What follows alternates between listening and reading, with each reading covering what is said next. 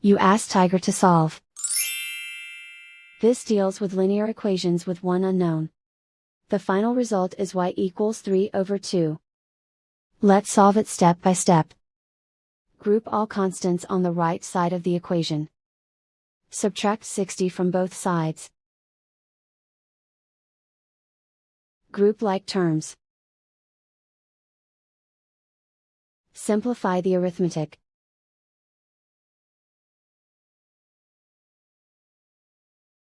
Isolate the y. Divide both sides by -40. Cancel out the negatives.